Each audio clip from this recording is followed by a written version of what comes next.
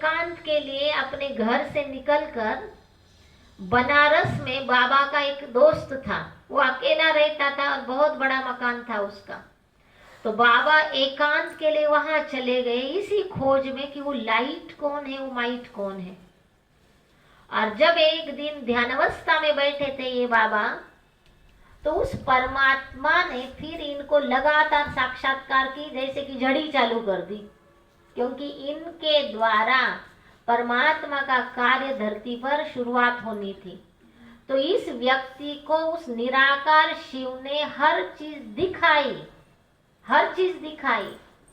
तो बाबा जब ध्यान में बैठे थे तो इनको इस कलयुगी दुनिया के महाविनाश का साक्षात्कार हुआ।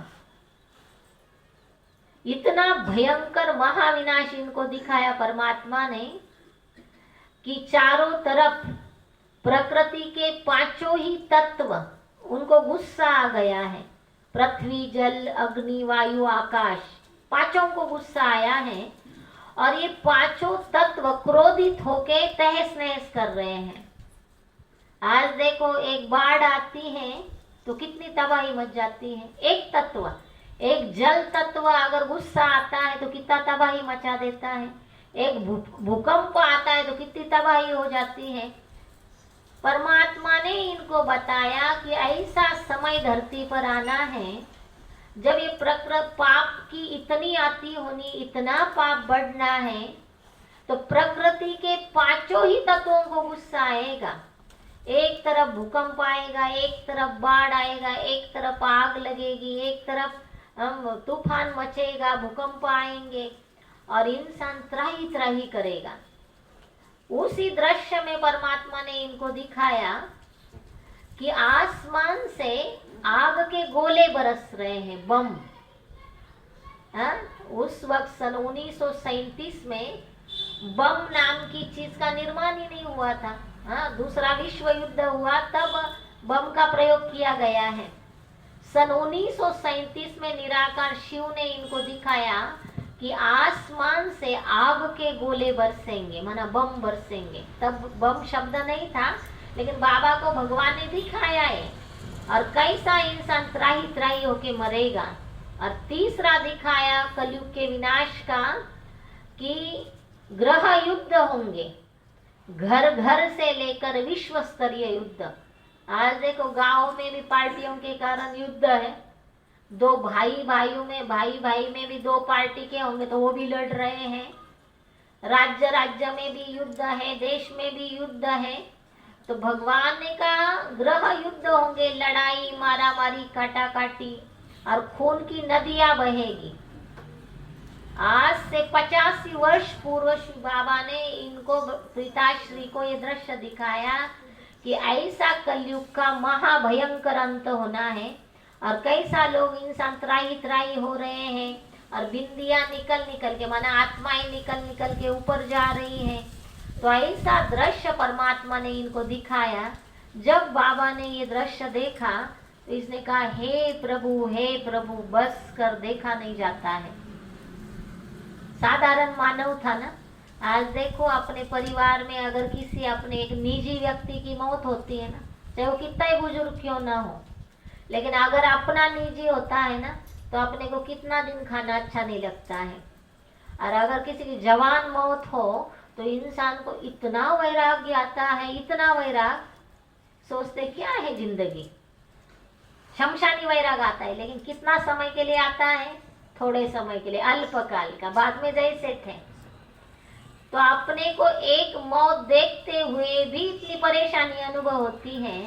तो ये बाबा भी तो अपने जैसे ही थे। इनको तो सारे संसार का विनाश दिखाया परमात्मा ने कि ऐसा समय धरती पर आने वाला है, ऐसा कलयुग का महाविनाश होने वाला है। फिर इसके पश्चात क्या? भाई कलयुग जाएगा, फिर क्या? आज भी लोग ये तो बात स्वीकार ही करते हैं कि भाई हाँ, ये दुनिया तो डूबने वाली है। बोलते ही नहीं बोलते। कोरोना ने एक बार दिखा दिया था। कई लोग हमें कहने लगे, भाई जी आप लोग जो बताते सही है, क्योंकि ये तो एक ट्रेलर दिखाया था अंदर रहने का। लेकिन शिव बाबा कहते हैं इनको, ब्रह्मा बाबा को ऐसी ऐसी चीजें भगवान ने दिखाए, बच्चे बहुत भयंकर स्थितियां होनी है दुनिया में, बहुत त्राही त्राही आनी है। और ऐसे समय पर हमने ईश्वर की याद से जो योग बल जमा किया हुआ है ना, वही हमें आराम से देह से न्यारा होके भगवान के साथ ले जाएगा। नहीं तो धर्मराज की त्राही त्राही है, बताते हैं ना, कढ़ाई में तेल में डुबो डुबो के फिर ले जाएगा। हाँ, चाहते हो आप डुबो डुबो के ले जाए उबलते हुए तेल में, चाहते हो? हाँ, उससे अच्छा है क्यों ना हम प्यार से उनको याद करें। तो परमात्मा ने इनको दिखाया कि कलयुग जाएगा, फिर इसके बाद क्या। तो बहुत सुंदर दृश्य ईश्वर ने इनको दिखाया कि आसमान से फरिश्ते उतर रहे, परियां उतर रही हैं, और कोई श्री कृष्ण बन रहा है, कोई राधे बन रहा है, कोई लक्ष्मी बन रहा है, कोई नारायण बन रहा है।